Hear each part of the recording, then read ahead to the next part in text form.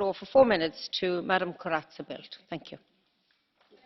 President, Commissioner Vestager, together with the co-rapporteur, Constance Le Grip, I am proud to be here today to give our priorities to the Council for the upcoming session of the United Nations Commission on the Status of Women.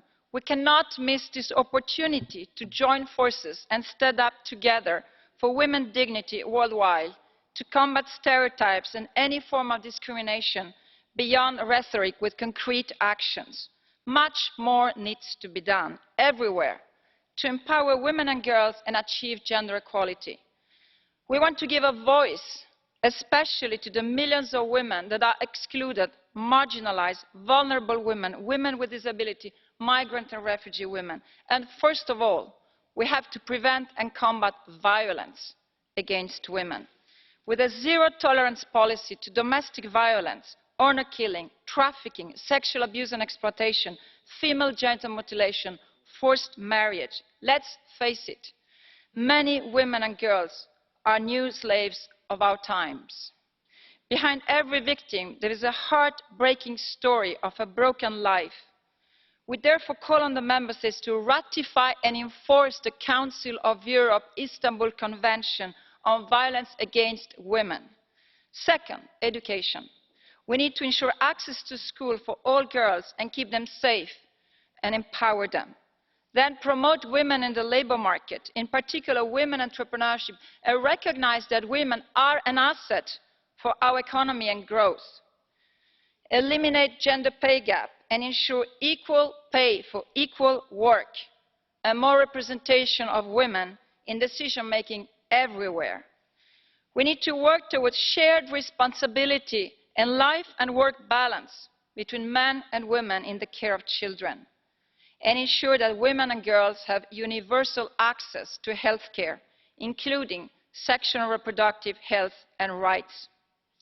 The UN Commission in March, Madam President, is an important opportunity for Europe to show the world that we are responsible and credible in women and girls' rights. We are at the crossroads.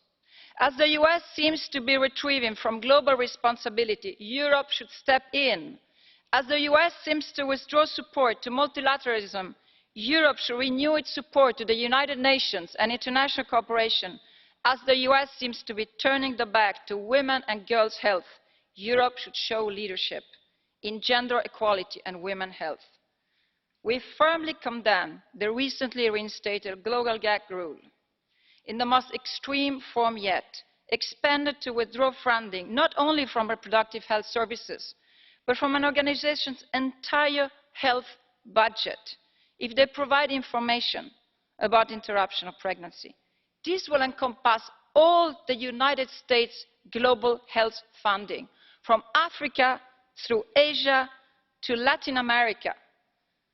There is an outcry, a chorus of concern turning to Europe for help, notably from the United Nations, other aid agencies, children's rights NGOs, research institutes, foundations, charity. We Europeans are not going to abandon the thousands of women and girls depending on those donations. And I welcome the initiative of the Dutch government to mobilise funds in order to compensate the US funding, and the Belgian initiative to hold a donors conference on March the 2nd.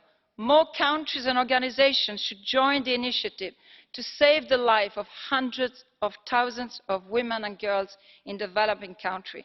The gag rule's consequences are serious. They will affect many programmes. Madam Chair, I'm finishing. HDS, Zika virus, life-saving service, prenatal and postnatal assistance to baby and young mothers, women that are raped. It will increase mortality.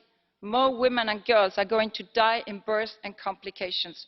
I call on the EU and the Member States to give a clear, a united response against these setbacks, sexism and Trumpism, and also let's support the Women's March and movement in the US. Thank you, Madam Chair. Thank you. Madam Arena, 4 minutes, please. Merci, Madame la Présidente.